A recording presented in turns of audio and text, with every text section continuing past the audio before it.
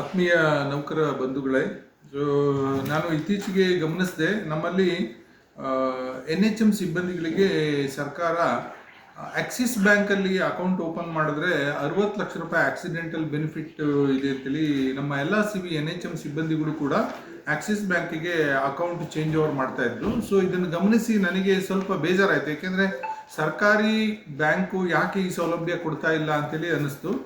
So ಹಾಗಾಗಿ ಈ ದಿನ ನಾನು ಮತ್ತು ತಾಲೂಕ್ ಹೆಲ್ತ್ ಆಫೀಸರ್ ಆದ ಡಾಕ್ಟರ್ ಚಂದ್ರಶೇಖರ್ ಅವರು ಮತ್ತು ನಮ್ಮ ಡಾಕ್ಟರ್ ಹೇಮಂತ್ ಅವ್ರ ಹೆಸರೇನು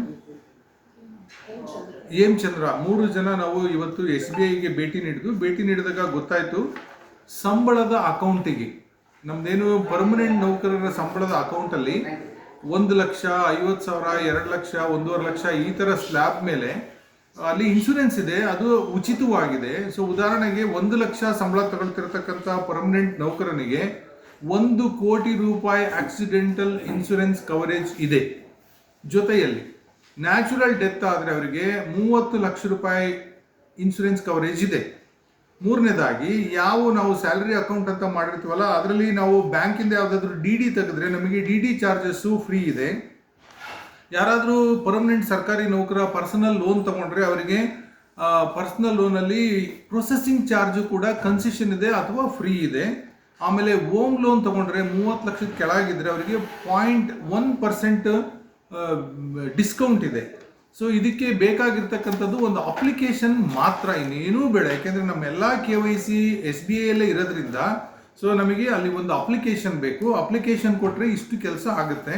ಸೊ ನಾನು ಇವತ್ತು ಮ್ಯಾನೇಜರ್ ಹತ್ರ ಡಿಸ್ಕಸ್ ಮಾಡಿ ಬಂದಿರೋದ್ರಿಂದ ನಾವು ನಮ್ಮ ಎಲ್ಲ ಸಿಬ್ಬಂದಿಗಳ ಅಪ್ಲಿಕೇಶನ್ಗಿಂತ ನಾವು ಇಲ್ಲಿಂದಲೇ ಅಪ್ಲಿಕೇಶನ್ ಜೊತೆಯಲ್ಲಿ ಹಾಸ್ಪಿಟ್ಲಿಂದಲೇ ನಾವು ಎಲ್ಲರದೂ ಕೂಡ ಸೈನ್ ಮಾಡಿ, ಯಾರ್ಯಾರ್ದು ಸ್ಯಾಲ್ರಿ ಆಗುತ್ತೆ ಅಂತೇಳಿ ಸೈನ್ ಮಾಡಿ ಕೊಟ್ಟರೆ ಅವ್ರದ್ದು KYC ಎಲ್ಲ ಅಲ್ಲೇ ಇರೋದ್ರಿಂದ ಎಲ್ಲ ಸುಸೂತ್ರವಾಗಿ ನಡೀತಿ. ಯಾವುದೇ KYCಗೆ ಆಧಾರ್ ಕಾರ್ಡ್ ಆಗಲಿ ಪ್ಯಾನ್ ಕಾರ್ಡ್ ಆಗಲಿ ಏನೂ ಬೇಕಾಗಲ್ಲ.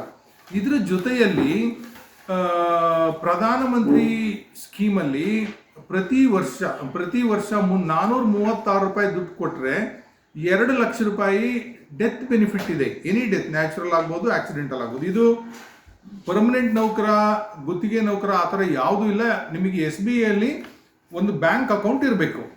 ಸೊ ಇದ್ರ ಜೊತೆಯಲ್ಲಿ ಇನ್ನೊಂದು PMSBY ಅಂತ ಸ್ಕೀಮ್ ಇದೆ. ಅದರಲ್ಲಿ ಪ್ರತಿ ವರ್ಷ 20 ರೂಪಾಯಿ ಕೊಟ್ಟಿದ್ರೆ ನಿಮಗೆ 2 ಲಕ್ಷ ರೂಪಾಯಿ ಆಕ್ಸಿಡೆಂಟಲ್ ಬೆನಿಫಿಟ್ ಕವರೇಜ್ ಇದೆ. ನಾನು ಕೇಳಿದೆ ಅವರಿಗೆ, ನಾವು ಇದರಲ್ಲಿ 2 ಲಕ್ಷ, ಅದರಲ್ಲಿ 1 ಕೋಟಿ ಹಿಂಗೆಲ್ಲ ತಗೊಂಡ್ರೆ ನೀವು ಕೊಡ್ತೀರಾ ಅಂತ. ಇಲ್ಲ, ಎಲ್ಲ ಸ್ಕೀಮಲ್ಲಿ ಅದ್ರಲ್ಲಿ ಏನೇನು ಬರುತ್ತೋ ಅದನ್ನೆಲ್ಲದನ್ನು ಕೊಡ್ತೀವಿ ಅಂತ ಅವರು ಬ್ಯಾಂಕ್ ಮ್ಯಾನೇಜರ್ ಹೇಳಿದ್ದಾರೆ.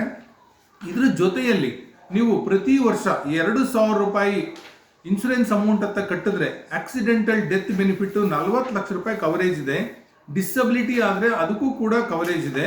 ಸೊ ಈ 2,000 ರೂಪಾಯಿ ಸ್ಕೀಮ್ ಏನಿದೆಯಲ್ಲ, ಇದು ಪ್ರೈವೇಟ್ ಜೊತೆಲಿ ಟೈಅಪ್ ಆಗಿರೋದ್ರಿಂದ ನ್ಯಾಚುರಲ್ ಡೆತ್ತಿಗೆ ಯಾವುದೇ ಬೆನಿಫಿಟ್ ಇರೋದಿಲ್ಲ. ಸೊ ನಮ್ಮ ಎಲ್ಲ ನೌಕರರಾಗ್ಬೋದು, ನೌಕರರ ಸಂಬಂಧಿ ಯಾರ್ಯಾರಿದ್ದಾರೋ ಇವರು ಇಂಥ ಎಲ್ಲ ಬೆನಿಫಿಟನ್ನು ಯೂಸ್ ಮಾಡ್ಕೊಳ್ಳಿ. ಯಾಕೆಂತ ಹೇಳಿದ್ರೆ ಯಾರೇ ಒಬ್ಬ ನೌಕರ ತೀರೋ ತಕ್ಷಣ ಅವ್ರ ಕುಟುಂಬ ಬರ್ತಾ ಇರ್ತಕ್ಕಂಥ ಸಂಬಳದಲ್ಲಿ ಈಗ NPS ಯೋಜನೆಯಲ್ಲಿ ಪೆನ್ಷನ್ನು ತುಂಬ ಕಡಿಮೆ ಇರುತ್ತೆ. ಹಾಗಾಗಿ ಇದನ್ನೆಲ್ಲ ತಿಳ್ಕೊಂಡು ನೀವು ನಿಮ್ಮ ಕಚೇರಿ ಮುಖ್ಯಸ್ಥರನ್ನೇ ಬ್ಯಾಂಕಿಗೆ ಕಳಿಸಿ SBI ಮ್ಯಾನೇಜರ್ ಹತ್ರ ಮಾತಾಡ್ಬಿಟ್ಟು ಇದನ್ನು ಸಂಪೂರ್ಣವಾಗಿ ತಿಳ್ಕೊಂಡು ಕಚೇರಿಯಿಂದಲೂ ಕೂಡ ಇದನ್ನು ಸಲ್ಲಿಸ್ಕೋಬಹುದು. ಅಥವಾ ನೀವು ಇಂಡಿವಿಜುವಲ್ ಆಗಿ ಹೋಗಿ ಮ್ಯಾನೇಜರ್ನ ಭೇಟಿ ಮಾಡಿಬಿಟ್ಟು ನಿಮಗೇನು ಉಚಿತವಾಗಿ ನಿಮಗೆ ಸಿಗಬೇಕಾದ ಸೌಲಭ್ಯಗಳನ್ನು ನೀವು ಅಲ್ಲಿ ಕೇಳ್ಕೋಬಹುದು. ಸೊ ಒಂದು ಸ್ಯಾಲರಿ ಅಕೌಂಟ್ ಹೇಳಿದ್ದೀನಿ, ಇನ್ನೊಂದು PMJJBY ಸ್ಕೀಮಲ್ಲಿ 436 ರೂಪಾಯಿ ಪ್ರತಿ ವರ್ಷ 2 ಲಕ್ಷ ರೂಪಾಯಿ ಎನಿ ಡೆತ್ ಕವರೇಜು.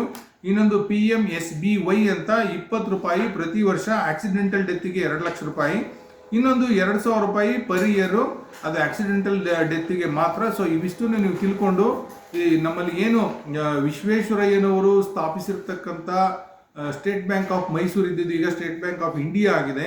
ಸರ್ಕಾರಿ ಸ್ವಾಮ್ಯದ ಬ್ಯಾಂಕಲ್ಲಿ ಸಿಗ್ತಕ್ಕಂಥ ಎಲ್ಲ ಸೌಲಭ್ಯಗಳನ್ನು ನೀವು ತಿಳಿದು ಉಪಯೋಗಿಸ್ಕೊಳ್ಳಿ ಅನ್ನೋದು ನನ್ನ ಕಾಳಜಿ ಇದೆ.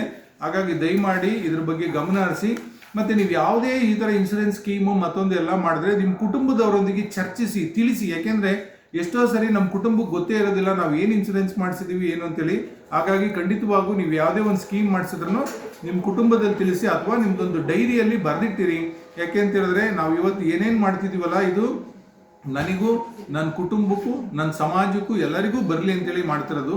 ಇವರಲ್ಲಿ ಯಾವುದರಲ್ಲೂ SBI ಯಲ್ಲಿ ನಾನು ಕೇಳಿದ್ದೀನಿ ಯಾವುದಾದ್ರೂ ಹಿಡನ್ ಚಾರ್ಜಸ್ ಇದೆಯಾ ಅಂತ. ಯಾವುದಕ್ಕೂ ಯಾವ ಚಾರ್ಜ್ ಇಲ್ಲ. ಏನೇನು ಅಮೌಂಟ್ ಹೇಳಿದ್ರೆ ಅದಷ್ಟು ಮಾತ್ರ ಕ್ಲಿಯರ್ ಕಟ್ ಆಗಿರುತ್ತೆ. ನನ್ನ ಎಲ್ಲ ನೌಕರ ಬಂಧುಗಳು ಇದನ್ನು ಉಪಯೋಗಿಸ್ಕೋಬೇಕು ಅಂತ ಈ ಸಮಯದಲ್ಲಿ ಹೇಳ್ತೀನಿ. ಎಲ್ಲರಿಗೂ ಶುಭವಾಗಲಿ. ಧನ್ಯವಾದಗಳು.